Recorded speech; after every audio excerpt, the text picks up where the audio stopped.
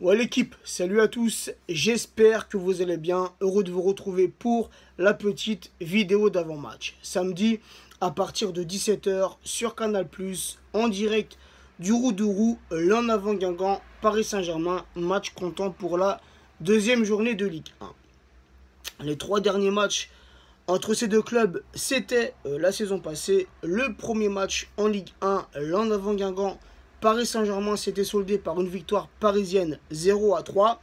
Il y a eu ce match en Coupe de France au Parc des Princes, Paris Saint-Germain, l'en avant Guingamp, victoire parisienne 4-2. Et le match retour de Ligue 1 au Parc des Princes, Paris Saint-Germain, l'en avant Guingamp, un match qui s'était soldé par un résultat nul de partout. Les Guingampais, lors de leur première journée de Ligue 1, se sont inclinés 2-1 face aux Stéphanois. Et nous, les Parisiens, on s'est imposé au Parc des Princes 3-0 face aux Canets. Donc, là en avant Guingamp, après cette première journée, sont 12e du championnat avec 0 points, une défaite, un but marqué pour 2 buts encaissés. Mais bon, les gars, on va être indulgents, on va être lucide, on ne peut pas juger ni les Guingampais, ni les Parisiens, ni les autres équipes sur une première journée. En général, les premières, deuxièmes, voire même les troisièmes journées de championnat sont toujours un peu compliquées. Et ça pour toutes les équipes. C'est le retour des vacances et souvent les effectifs ne sont pas au complet. Même nous, Parisiens, on a remporté ce match contre les Canets alors que notre groupe n'était pas au complet. Et heureusement qu'on a eu toutes ces jeunes pépites. Donc, pour ce match qui se déroulera à l'extérieur, donc au stade Roudourou, je ne sais pas. Je ne sais pas si l'effectif parisien sera au complet. Je ne sais pas si nos champions du monde feront leur retour. Je ne sais pas non plus si Cavani sera présent, si Kurzawa va reprendre son poste de latéral gauche.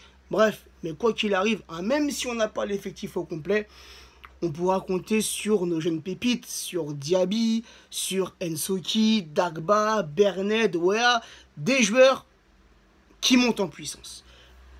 Et quoi qu'il arrive, les gars, on reste positif. Et cette saison, les gars, je la sens bien avec Tourelle, avec sa façon d'agir, sa façon d'entraîner, sa façon de se comporter avec l'effectif parisien. Je la sens bien cette saison.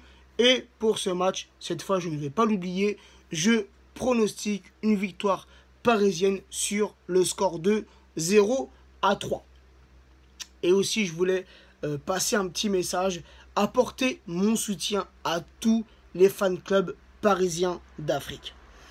Depuis un petit moment, je suis en contact avec une personne qui s'appelle Serge, il va se reconnaître, c'est le responsable du réseau fan club d'Afrique. J'échange beaucoup avec lui sur Messenger et je voulais apporter mon soutien. Et faites de même, apportons notre soutien à tous les fan clubs parisiens d'Afrique qui sont pour moi très peu mis en avant par rapport à tous les autres fan clubs qu'il peut y avoir dans le monde. Il y a des fan clubs un peu partout et c'est bien pour le club, c'est bien pour l'image du club. Il y a des fan clubs en Asie, on entend assez parler d'eux. Il y a des fan clubs aussi aux États-Unis, il y a des fan clubs aussi en Amérique latine, il y a des fan clubs aussi un peu partout en Europe et il y a aussi, les gars, pas mal de fan clubs en Afrique. Déjà dans les pays du Maghreb, le Maroc, l'Algérie, la Tunisie. Vous avez aussi un gros fan club au Sénégal, un fan club en Côte d'Ivoire, au Cameroun, au Gabon, au Tchad, au Togo, au Bénin. Mais malheureusement, c'est pour moi un des fan clubs qui ne sont pas mis assez en avant. Donc voilà, j'en profite car je sais que en parlant avec Serge, Serge m'a dit qu'en Afrique, j'étais pas mal suivi. J'étais pas mal suivi par les Africains. Donc, je voulais, dans cette vidéo, absolument apporter mon soutien à tous les Africains supporters du Paris Saint-Germain.